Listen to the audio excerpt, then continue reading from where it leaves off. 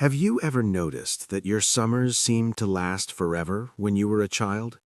The days felt endless, stretching out into weeks of adventure and play. But now, as an adult, the years seem to slip through your fingers like water. One moment you were celebrating New Year's Eve, and the next you were wondering where the entire year went. This isn't just in your head, it is a universal psychological phenomenon known as the subjective experience of time passage. But why does it happen? Why does the clock seem to tick faster the older we get?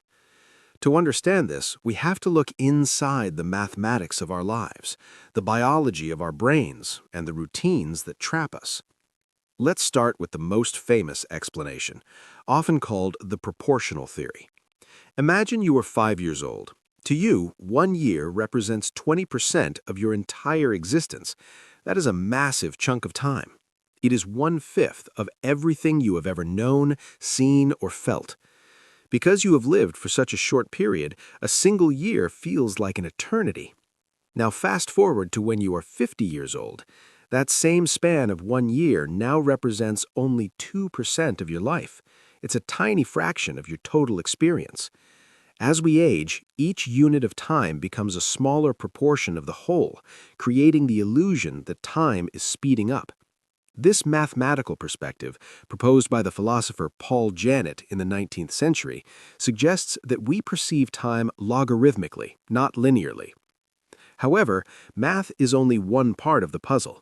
There is a fascinating biological reason lurking inside your brain. It turns out that your internal clock is not set by a watch, but by the speed at which your brain processes images. When you were a child, your metabolism was faster, your heart rate was higher, and your neural networks were buzzing with rapid activity. Children actually perceive and process more visual information per second than adults do. Think of it like a slow-motion camera. A camera that records 1,000 frames per second captures every tiny detail, making the playback seem slow and rich. A child's brain is that high-speed camera. It takes in so much data that a single minute feels incredibly full. As we age, the speed at which our brains process mental images slows down due to the natural degradation of neural pathways and a slower metabolism. We are recording fewer frames per second. When our brain plays back the memory of the day, there is less data to review, so the day feels like it went by in a flash. But perhaps the most powerful factor is how we interact with the world around us. Do you remember your first day of school? Your first kiss? The first time you drove a car? These memories are vivid and long because they were novel experiences. When the brain encounters something new, it releases dopamine and pays close attention. It devotes significant energy to processing and storing these new details. This high level of attention stretches our perception of time. In childhood, everything is a first. The world is a constant stream of new information, learning, and discovery. Your brain is working overtime to map out this new reality, writing rich, dense code into your memory banks. Now consider your life today.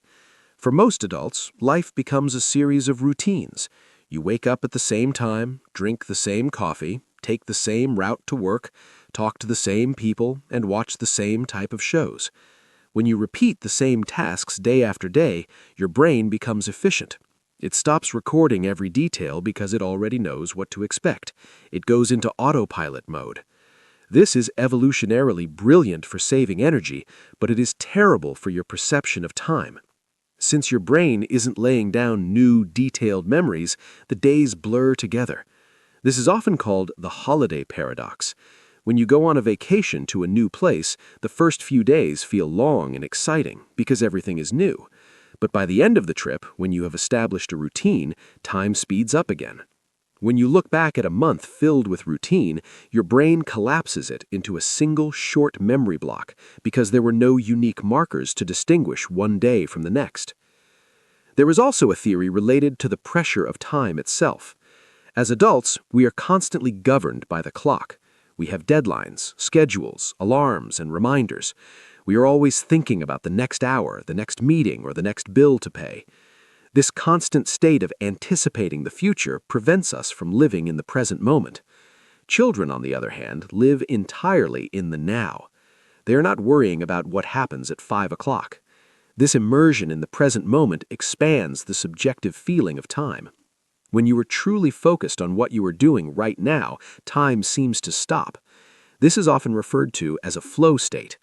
But modern adult life, with its constant distractions and multitasking, robs us of these flow states, making time feel disjointed and rapid. So, is there a way to slow it down? Can we manipulate our perception to make our lives feel longer and fuller? The answer is yes, and it lies in hacking the very mechanisms we just discussed. If time flies when you're in a routine, the antidote is novelty. You must force your brain to wake up and pay attention. You do not need to skydive every weekend or move to a new country. Small changes can have a huge impact.